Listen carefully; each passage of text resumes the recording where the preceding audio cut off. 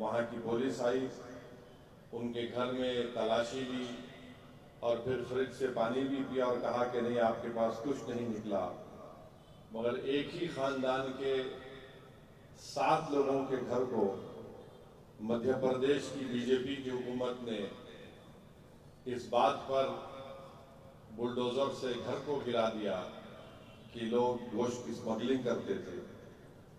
اور جو جلیل احمد قریشی نے کہا کہ میری زمین کا جھگڑا چل رہا تھا تو میرے مخالفین نے اس زمین کے جھگڑے کو بہانہ بنا کر الزام یہ لگا دیا کہ میرے گھر میں گوشت ہے یا گائے کشی کرتے تھے، اور افسوس یہ ہے کہ وہاں پر 11 لوگوں کے گھر توڑ دیے گئے۔ وہاں کے مقامی کلیکٹر یہ بولتے ہیں کہ اللیگل گورنمنٹ کی زمین پر گھر بنایا گیا تھا، تو ہم مدھیہ پردیش کے بی جے پی کی چیف منسٹر سے، وہاں کی سرکار سے پوچھنا چاہ رہے ہیں یہ صرف 7 گھر کیوں توڑے گئے؟ اگر اللیگل گورنمنٹ کی زمین پر گھر بنایا گیا تھا تو سب کا گھر توڑنا تھا، مگر بی جے پی صرف نفرت کے مظاہرے کرنا چاہتی ہے، اور ملک کے جو وزیر اعظم تیسری مرتبہ بنے ہیں وہ صرف جھوٹ بول سکتے ہیں، وہ سب کا ساتھ، سب کا وکاس، سب کا وشواس، یہ صرف ان کا ڈرامہ ہے۔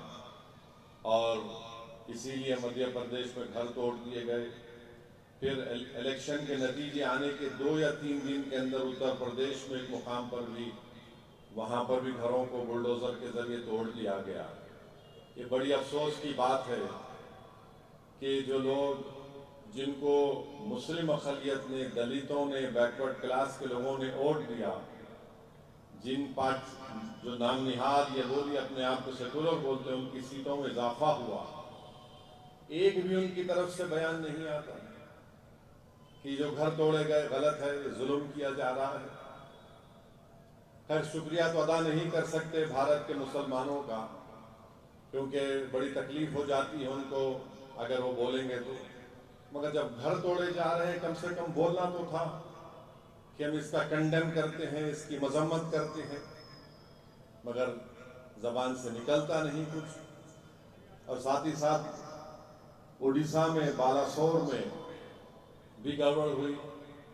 جیسا بی جے پی کی حکومت بنی وہاں پر بالاسور میں گھروں پر پتھرے پھینکے گئے، گھر کو آگ لگا دی گئی، اور آر ایس ایس کے لوگوں نے کہا کہ اس بالاسور میں، اس گاؤں میں ڈرین میں پانی لال کیسے ہو گیا، یہاں پر جانور کاٹا گیا اور موقع مل گیا۔ یعنی بی جے پی کی حکومت بن کے 8-10 دن بھی نہیں ہوئے اور بالاسور میں یہ حرکت شروع ہو گئی۔ اور پھر آپ دیکھتے ہیں کہ میدک میں، ہمارے تلنگانہ ریاست میں میدک میں ایک بہانہ بنا کر 3 بجے سے 4 بجے سے ایک ماحول گرم ہو رہا ہے۔ مجھے تعجب ہوتا ہے کہ وہاں کی پولیس اگر فوراً حرکت میں آ جاتی تو یہ سب تمام واقع نہیں ہوتا۔ یعنی 3 بجے سے سلسلہ چل رہا ہے اور بڑھتے بڑھتے لوگوں کو مارا گیا، مسلم اقلیت کے غریبوں کو پیٹا گیا۔ وہ ہمارے ہندو بھائی کے دواخانے میں علاج کے لیے آئے، دواخانے کے اندر گھس گئے، دواخانے میں گھس کر اس کے سامان کی توڑ پھوڑ کر دی، اس کی گاڑی کو توڑ دیا۔ وہ بیچارہ ڈاکٹر بول رہا کہ مجھے ہندو مسلمان سے کیا مطلب، جو پیشنٹ آتا میں اس کا علاج کر رہا ہوں۔ یہ زخمی لوگ آئے، میں علاج کر رہا تھا، انہوں نے گھس کر توڑ پھوڑ کر دی۔ اور پھر حیرت کی بات یہ ہے کہ 4 مہینے پہلے بھی سنگا ریڈی سے خرید بھی ایک مقام پر گڑبڑ ہوئی۔ تو یہ اگر یہ چیزیں ہوتی رہیں گی تو بی جے پی انہی چیزوں کے ذریعے نفرت پیدا کرتی ہے۔ تو امید کرتے ہیں کہ تلنگانہ کی کانگریس کی حکومت اس بات کا نوٹ لے کہ یہ 10 سال کے بعد یہ کیوں ہو رہے ہیں، آخر کیا وجہ ہے۔